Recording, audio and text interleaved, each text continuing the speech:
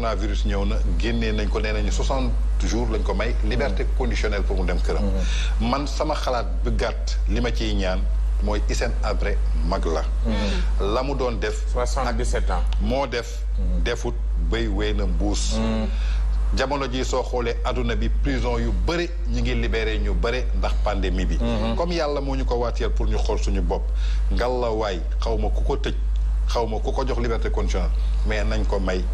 mu ñibbi këram toog yor ay njabootam ndaxte ñun Sénégal mënuñu ko seedeel lu ñaaw ndaxte ginnaaw ba mu dëkkee Sénégal ba tey ji kenn musul taxaw ne Hissène Habré def na ñaawteef bi wala def na lii man musuma ko gis musuma dégg tamit télévision bu taxaw wax ko musuma gis site internet nii journal bu ko bind kon ngalawaay nañ ko bàyyi mu ñibbi këram mu toog ci loolu nga wax commentaire laa ci am parce que déggoon nañ ni que da doon tax daanu ci li nga xamante ni moo di douche am fële ca prison bi wala ñu dégg ne que da doon def grève de la faim et cetera ndax dafa nekk mag boo xam ni il est âgé de 77 ans bientôt 78 ans donc bu ñu demee ba jabar ji daan na ñaan pour mu génn li nga xam ne moo di prison tey bu ñu demee ba am ci lii nii kon sant yàlla la li nga wax nii rek. waaw xam nga rek li xew biir prison moom ka nekk prison dong ko xam. waaye Sénégal nag da ngay gis ñi nekk ci biti musuñu dugg ci biir prison ba ñun la lii moo xew ci prison ba. man nag li ma fekkeewul teguma ci sama bët mënuma la nee nii ak na la. li may ñaan daal ñi ko téye woon comme am nañu xol. ak sañ-sañu may ko 60 jours mu dem këram liberté conditionnelle ngallaawaay na continuer ndaxte gis nañ fi ñeneen ñoo xamante tëjoon nañ leen ay ati at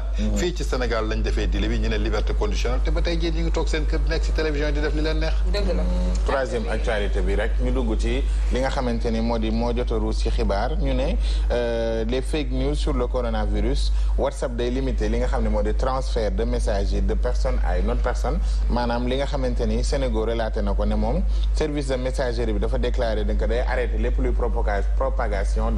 d'information parce que bu ñu fàttalikoo sur WhatsApp léegi il est limité à chaque fois ngay transférer 5 personnes ay messages yoo xamante ni ci nit la jógee dem ci nit wala nga jël image ba ko transférer ay nit loolu ànd nga ci wala ànd loolu tam est-ce que nekkul Tange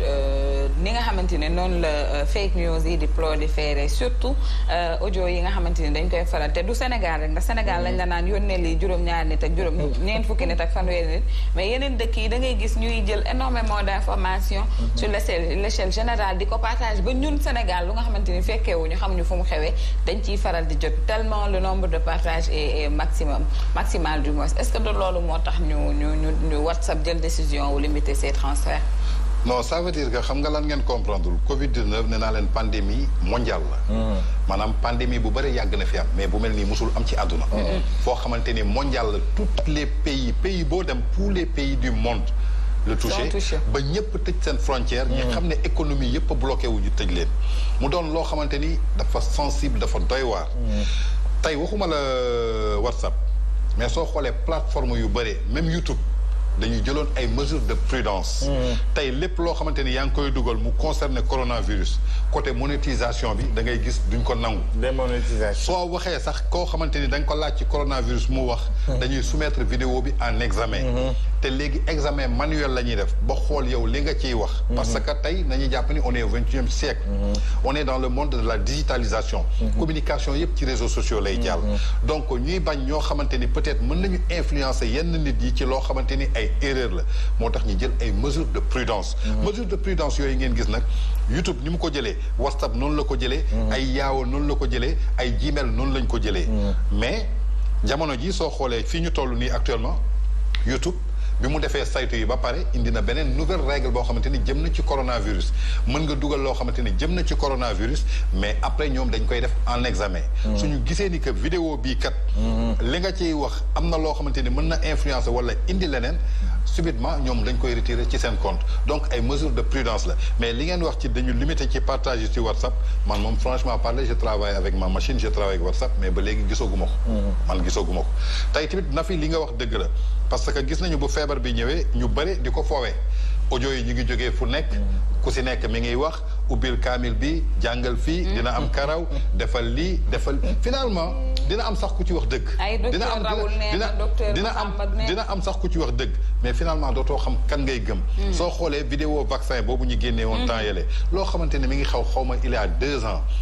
et américains yi ñëwoon fii di def benn sensibilisation nga toog ba coronavirus jot nga ñëw yëkkati image yooyu dugal ko nga ne daf am ba pare am maire magum jëmm kilifa laa wax moo def audio mais dafa am koo xamante ni dafa ñëw dugg di ñàkk xale yi juróom ñi dee nañu ñaar yee fa des ba ñu waxee nee na université lañ leen fekk. loo xamante ni ëpp na juróomi at fekkee woo ngallaawaay nañu xool la ñuy wax. nañ ci xool yàlla. xam ne audio bi tey day dem fu nekk. xëy na Tange ni mu amee xelu toog réfléchir ne lii est-ce que mën na nekk wala mënul nekk am na koo xamante ni tey mi ngi fongole mi wala nekk ci benn village boo xamante ni suñ ko dégtalee loolu dafay foog ni dëgg la. itam amoon na benn audio vidéo boobu am na ku ma ci interpellé benn représentante sénégalaise bu nekk Nations Unies aux USA. Didi mais biñ ko xoolee mu ne ma mais vidéo bi est-ce que c'est vrai ma ne ko non c'est pas vrai mais moom dafa dem alerter waa Nations Unies am na ñoo xamante ni partout aux États-Unis ils m'ont alerté sur cette vidéo pour voir est-ce que c'est réel que lii am na Sénégal te yaakaar naa ne Sénégal dëkk bi ñu toll matuwaay yi fi nekk ministère de la santé ministère de l'intérieur nekk nit du gàddu ay vaccin rek dugg ci kër na fi ku la fekkoon sa kër ne la damay vacciner xale yi tu vas te poser des questions ngallaawaay ni ñu bàyyi am na yoo xamante ni ay balivernes la ñu na Sénégalais yi delloowaat seen xel xam na ni que wax bu yanu maanaa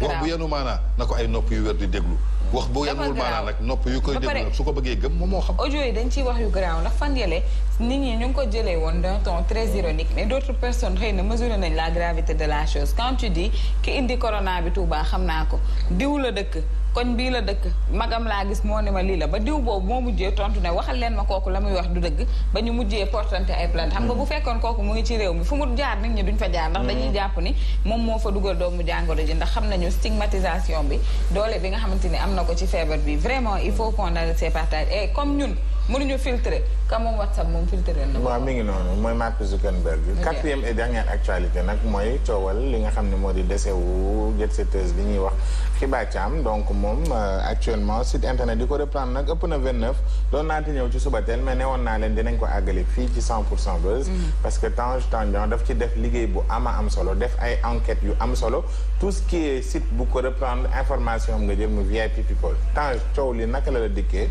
ak ban. ak li ñu ci wax yëpp parce que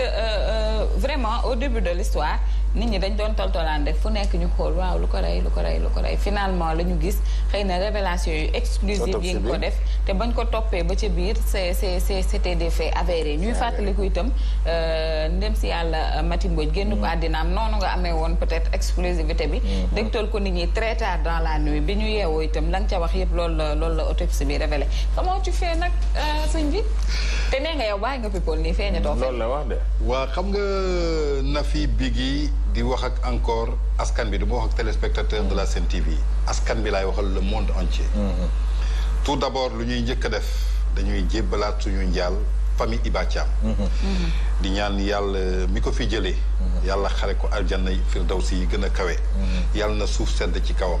ndaxte doomu aadama la sénégalaise la jullit la parce que ay waajuram ay jullit lañu taalibe Mame Baye Niass lañu dama leen xam bu baax Hiba Thiam elle n'était pas une jet-setteuse il faut Hiba Thiam non elle était une jet-setteuse ou elle n'était pas une jet-setteuse ça ne nous intéresse pas Hiba Thiam sénégalaise la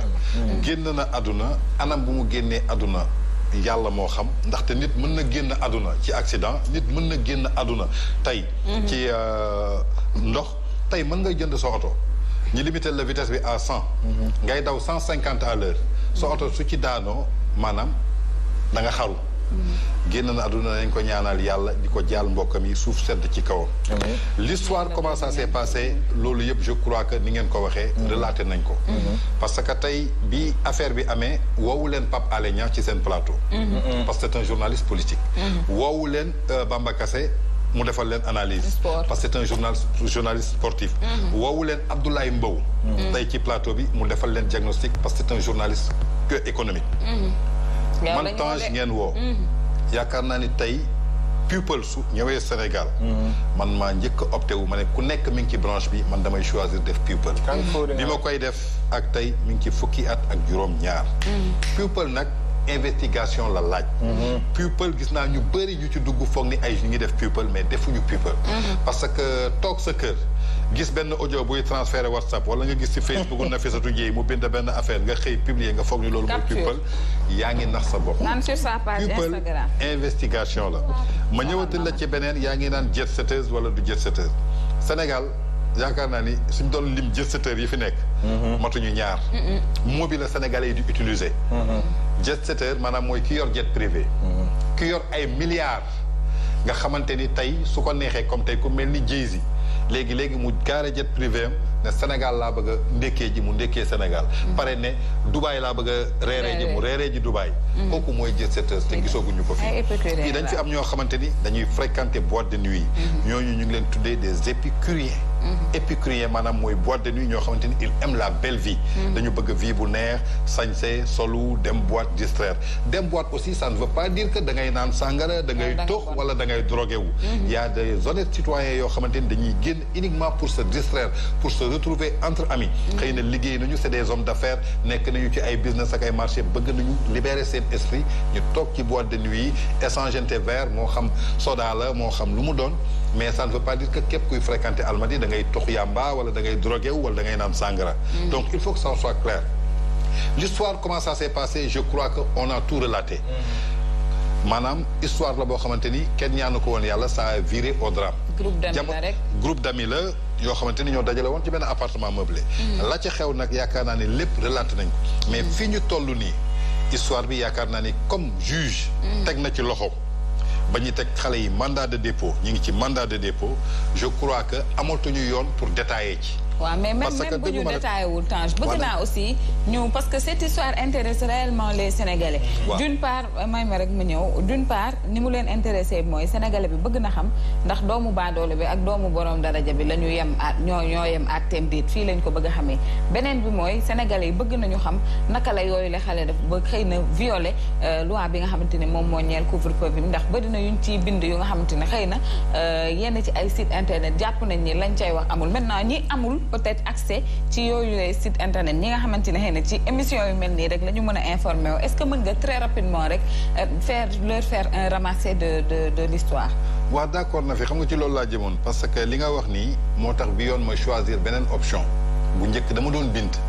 bi yoon j'ai préféré def ay voix off. wax ko ci wolof ba ci maire buy jaay gerte caaf dégg la xam li xew. parce que am na ñoo xamante ne mënuñu lire am na ñoo xamante ne amuñu jot pour di lire benn texte bu gudd ma tënk ko ci lu mu gudd 9 minutes la yam nga déglu ko xam li xew te yaakaar naa ni na ma ko waxee ca bés ba ni mu amee ajjuma ci guddi samedi dimanche lundi mardi mercredi ba jeudi bi ñu leen di defeere noonu la amee ba ñuy libéré kii di Louti Ba pas libéré sax mais sous contrôle judiciaire lañ ko teg maanaam ñëpp bokkoon ci ñeen ñooñu ñaar lañ ci génnee. bof man li ma ci xam. 6 lañ ci incriminé. Dame Amar la. Iba Thiam mi ñàkk bakkanam moo fa nekkoon. le Poupette. Fatima Digal. kii Jibril mooy neex. Jaaja Taal ak Louti Ba ñooñu laa fa xamoon Amadou Niane bokku ci yëgu. ak Layla xaw ma Aliya. non Layla kooku. Coro Dame Amar la woon bu mu indi woon logé ko ci appartement bi ñu bëre foog nañu aljuma la loué appartement bi mais appartement bi mu ko loué ëpp na weer. ñu dellu soit ci appartement bi immeuble garden la Baba Diaw itoog moo ko moom le milliardaire. doomam bu jigéen Rugi Diaw moo yoroon gestion bi gestion boobu nag daf ko teg ci yoon. parce que man dama defi samay enquête ma dem gis ni agence bi mu dénk mu gérer location bi. parce que dama foogoon ni que est-ce que du comme li ñu tere woon coon ñaa loolu la Rugi Jaw def mais balaa ma ciy wax dama gëstu ji enquête bi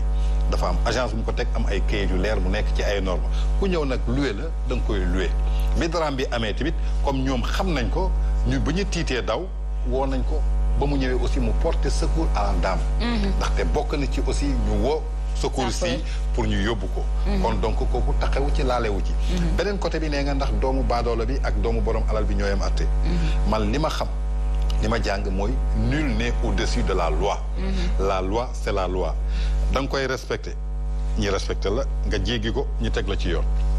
Plus particulièrement, nous faisons confiance à la justice sénégalaise. Nous, on fait confiance à notre justice. Nous faisons confiance aussi à nos enquêteurs. nee naa tey section de recherche bu Sénégal bokk na ci section de recherche yu gën a futé yu gën a puissant yu gën a xarañ tey ci àdduna bi ndaxte tey su ngeen xoolee ñoom ñëpp en moins de 24 heures ñoom ñëpp teg nañ leen loxo donc nañu saluer seen courage. En plus, nous faisons confiance à notre chef de l'État Macky Sall qui nous a dit je veux un gouvernement sobre et vertueux maanaam amul kenn ku may protéger ci àdduna muy sama doom ji sama rakk di doomu jaamul ñëpp a yem ci loi bi kon donc dañuy saluer loolu di ko respect li am mooy chef d'implication yi xam nañ ko association de malfaiteurs la bi ci njëkk maanaam dañu dajaloo association de malfaiteurs pourquoi ñu ne malfaiteurs parce que dañu doon jëfandikoo lu ñuy teree muy sinébar di drogue ba ca topp muy consommation de drogue dañ ko doon consommer beneen ba ca topp muy non assistance à une personne en danger ngeen nekk ak nit mu nekk en danger waxuma la woon foofu sax ci mbedd bi sax nga toog gis nit koo xamante ni dafa nekk en danger te ñëwuloo ko en assistance loolu suñu code pénal muy article 49 dafa am lu mu ci wax maanaam lu toll si daan ñetti weeru kaso ba juróomi atu kaso mën na la ci fekk ba ca topp dinañ la amaan juróomi junne ba 1 million de francs loolu suñu yoon moo ko wax donc ñoom am na ñetti chef d'inculpation yu ñu leen toppee Amadou Niane bii ñu libéré recel lañ ko toppee woon recel de malfaiteur maanaam Dame Amar bi jéyee bi amee dafa daw làqatu ji Dame mooy jëkkëru Ndeye Soxna mooy jëkkëru Ndeye Soxna Ndour di goro ci Youssou Ndour dafa daw bi mu dawee Amadou Niane boobu moo ko jël denc ko te loi day denc dafay tere loolu maanaam tey code pénal dafa ne kenn nga am sañ-sañu denc yaay ak papa am nañu sañ-sañu nëbb seen doom parce que foofu dañuy wone l'amour des parents par rapport à son enfant jëkkër am na sañ-sañu nëbb jabar am na sañ-sañu nëbb jëkkër mais loolu yëpp dañ lay téye après pour pousser la nga génne leen mais duñ la ci daal mais Amadou Niane loolu lañ ko toppee woon moo tax ñu bàyyi ko luuti tamit su tax mu am liberté conditionnelle ñëw na assistance bi Iba daanoo moom dawul luuti dawul de mi ngi ko doon jéem a maase mi ngi ko doon jéem a apporter assistance ñëw na ko secours xëy na munu ci loolu moo tax ñu def ko sous contrôle judiciaire maanaam 15 jours bu nekk day dem si juge bi présenté wu ñu xam ne mi ngi ci Sénégal jour bu ñu ko soxlaa mu taxaw parce que jamono ji kenn mënul wax tëj nañ leen wala tëju nañ leen mandat de dépôt lañ leen def jugé guñu leen enquête bi mi ngi en cours dañ nañ gën a approfondir gën ci am yeneen élément su boobaa juge su waxee su boobaa mën nañu taxaw ci presse bi wax man benn côté laa doon waxee mooy ñun sénégalais yi question de société drogue mi ngi ci réew dal na fi Mati Mbodj gramme bi toll ci 42000 xale yi ñaata lañ ci yoroon xam nga benn gramme rek nee nañu 42000 ñi ne 43000 donc kilo bi 43 millions lay jar mooy li ma wax rek ku amul alal doomu baadoola mënta am drogue drogue baa ngi ci réew mi kilo bi nga ne lu muy jar kilo drogue 43 millions 43 millions benn kilo 43 millions lay jar ñeent fukki millions ak ñett ngay am pour am benn kilo drogue voilà kon loolu mi ngi ci réew mi 21 juillet duñ ko fàttee ba tey jii Mati Mbodj ci la ñàkkoon bakkanam dem na ay waajuram ñàkk coow li lëmbe quelque temps ñu bàyyi ko mooy li ma wax rek la ma wax na Sénégalais yi jóg parce que toujours ñu ngi naan fils à papa yi doomu milliardaires yi mais non nañ def aussi benn point du doomu milliardaires yëpp bon y a beaucoup de fils à papa ñi ngi fii tey kenn du leen étanche drogue coowal drogue dafa romb ay doomu milliardaires voilà doom peut xëy na ñooñu ñooy gën a am koom pour jënd ko mais tey ci commentaire dans ce groupe là c'est clair qu'il y a d'autres gens waaw ci commentaire yi xam nga da ngay dégg naan non fils à papa yi doom mais am na tey ay doomu milliardaires yoo xamante ni ñi ngi fii c'est des gens respectueux on peut citer le cas de Birane Ndour c'est le fils de Youssou Ndour tey dafa am éducation de base yaru musuñu ko dégg ci lu ñàkk fayda tey déglu ma tey mi ngi nii yor entreprise u papam parce que dafa sonn xam papam yoroon na alal mais ba mu ko yóbbee France muy jàngi ñu bëri xam nga kañ la ñu xam Birane ba mu nekkee GFM mais man xam naa Birane bu yàgg ba ñuy jaay carte TFM yi pour nga mën a am TFM en Europe Birane la ñuy joxoon carte yi mu génn ci biir Paris di ko jaay te boobu baayam mi ngi yor alal bu dul jeex mu xam loo ko àdduna mu soog a ñëw tey Ahmed Amar aussi am na yeneen doom yu baax Papi Amar tey mooy PDG wu NMA toog ca kaw bi coronavirus bi amee dafa yëgi chèque yëkkati joxe ko tey Bougane Gueye Dany nii am na alal am na ay doomam mosoo leen dégg ci yeneen am na ñeneen ak ñeneen tey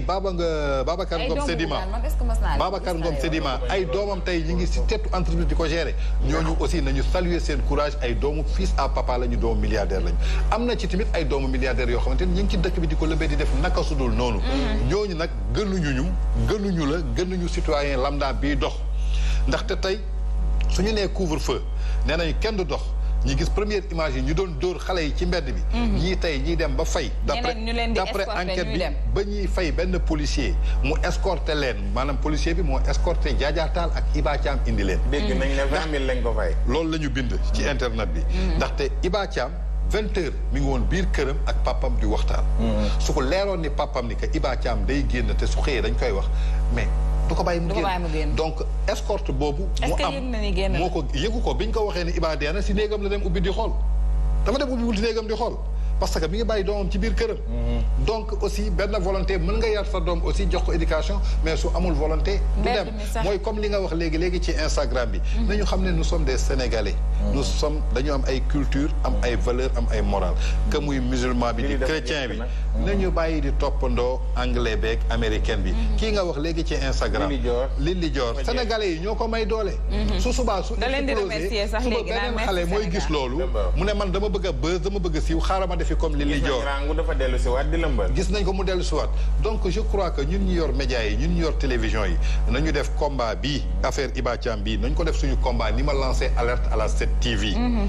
na télévision yi presse bi média bi jóg ñoom ñëpp gàddu seen courage à 2 mains ndaxte askan bi lañ fi toogal ils sont là pour informer pour sensibiliser pour donner de la bonne information. parce que drogue bi suñ ko bàyyee nii mu jàllaat suñ ko bàyyee mu jàllaat ëllëg ni ma ko waxee suñuy doom kenn muccu ci dina am yeneen i jéye yu ciy indiwaat te ni ma ko waxee waat laa koy waxee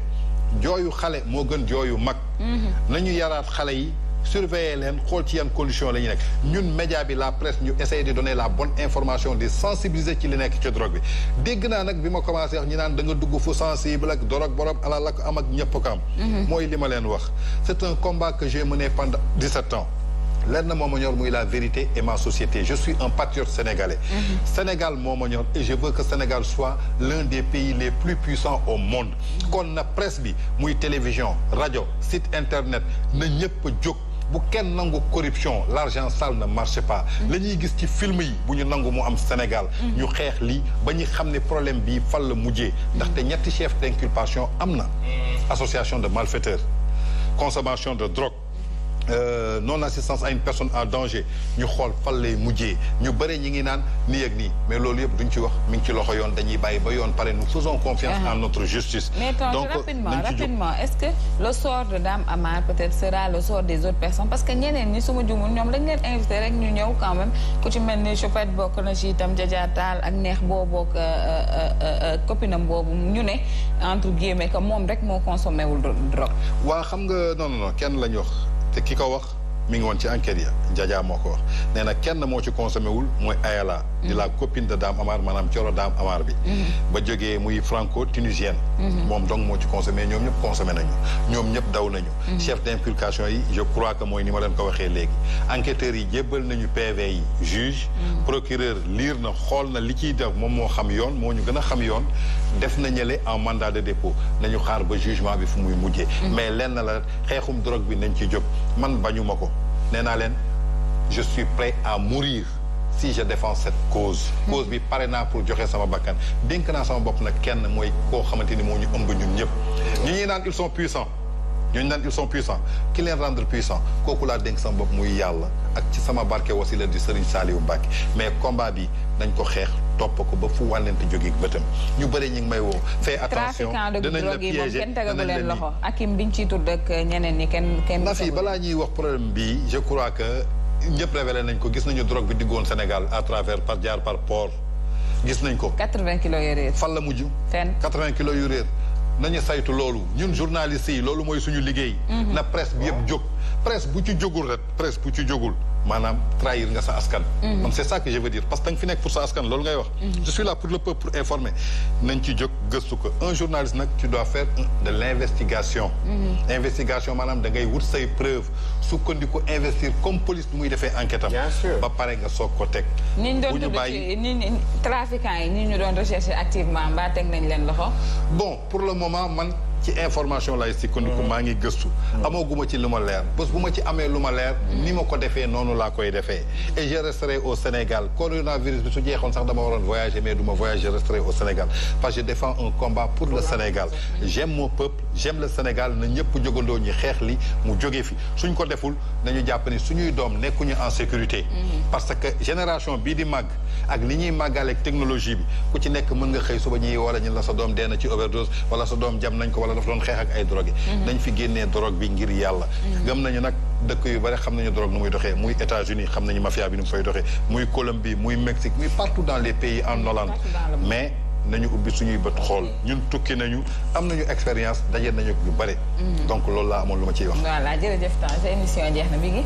wax leen li ngeen daan wax rek. tendance bi moom la ñuy tëjee Diamane le président la woote c'est un freestyle boo xam ne on n'a pas l'habitude de le voir faire du rap extra dëgër moom Diamane nga xam ni c'est l'homme des titres à hit moom actuellement dafa ñëw ak benn son bu tudd présent nga xam ni ça a été publié depuis le 8 avril 2020 moom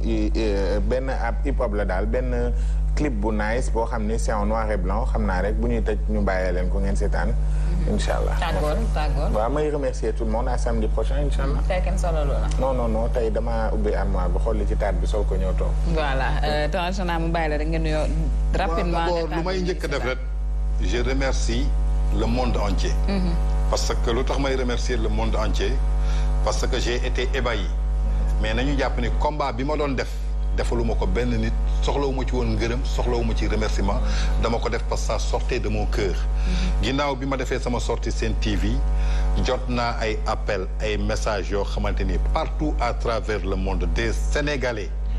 yoo xamante ni ci kaw ku ci nekk jusqu'au Sénégalais lambda ba ci ay sëriñ kilifa diine yi ma woo ki ci njëkk démb muy Malick Cissé dëkk Njaareem di kilifa diine dafa ne tey du ma tëdd te jotuma la téléphone tey FM laa woote Mara Dieng moo ma jox sa numéro jàppal ni ka awma mënuma waaye sama ñaan laa yor sama ñaan mi ngi ci yow représentante sénégalaise des Nations Unies bi nekk États-Unis ñoom Didi ay pharmaciens yu ma woo depuis Géoul ñëpp message yi ma jot yëpp di naan ñi ngi sa ginnaaw ñi ngi lay jàppale ñoom ñëpp maa ngi leen di remercier di naan c'est un combat que j'ai pris pour mon pays le Sénégal je l'ai pas pris personnellement bugguma ci ngistal bugguma ci dara mais nañu àndandoo ñun ñëpp ñu joxante loxo ñu xeexandoo loolu bàyyi wax ci suuf lu ñu gis ñu war ko dénoncer nañ ko dénoncer yal na yàlla sàmm ñëpp ñu souhaité leen respecté consigne yi ngeen di joxe distance 1 mètre seen distance matul 1 mètre te coronavirus la ñu nekk bigi mën na am corona mbaa na fi am corona non man am naa ak yéen 1 mètre man ak yéen am nañu 1 mètre voilà am nañu 1 mètre man testé nañ ma ci bunt bi ñu ne ma négatif ok comme testé nañ ñu la négatif ñu ne testé nañ ñu waaw mais moytu leen lii rek